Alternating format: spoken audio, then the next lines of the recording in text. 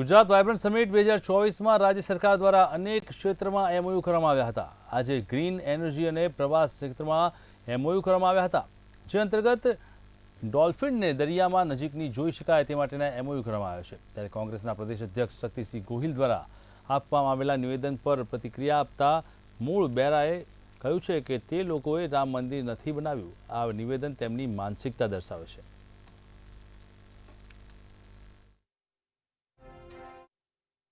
Submarine tourism विषे बात करी तो सबमरीन टूरिज्म क्यारथी शरू थशे अने द्वारकामां लोको केवी रीते दर्शन करी शकशे?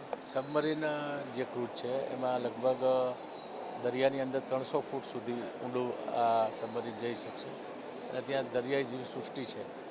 બેટ દ્વારકાથી દ્વારકા સુધી એ જે દ્વારકા અને બેટમાં આવનાર જે શિવરાજપુર બીચ ઉપર જે આવશે એ બધા પ્રવાસીઓને એક નવું નજરાણું મળ્યું છે અને એનાથી એક અલગ પ્રકારનો અનુભવ થાય એ પ્રકારનું લગભગ 150 કરોડ રૂપિયાનું રોકાણ કરવામાં માગે છે એવું એ પ્રકારનું એમઓયુ છે અહીં પ્રી વાઇબ્રન્ટમાં કર્યું છે।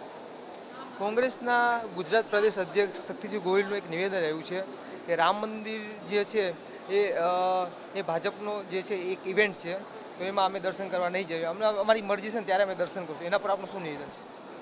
વર્ષોથી ભગવાન રામચંદ્રનું મંદિર બને એના માટે આપણા દેશના એક એક વ્યક્તિના મનમાં એક શ્રદ્ધા હતી કે ક્યારે આ મંદિર ત્યાં બનશે અયોધ્યામાં।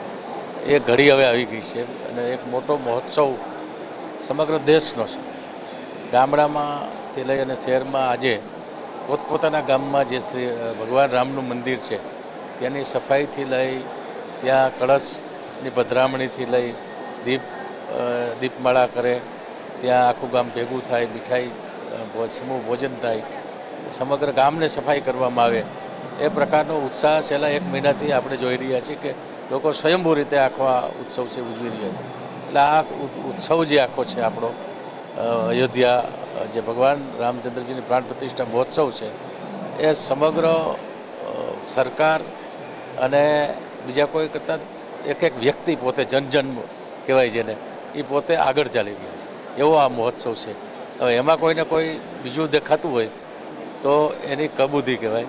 ભગવાન રામચંદ્રજીના દર્શન કરવાની જે ના પડે, જે મંદિર તો ના બનાવી શક્યા, તો એના માટે અને આપણા દેશ માટે પણ એક શરમજનક વાત છે કે કોઈ એમ વાત કરે કે અમે દર્શન કરવા નહીં જઈએ, તો એના એક એ પોતે જેને કહેવાય ને કે માણસને ક્યારેય કબૂધી સૂજે ત્યારે આવી વાત કરતા હોય છે।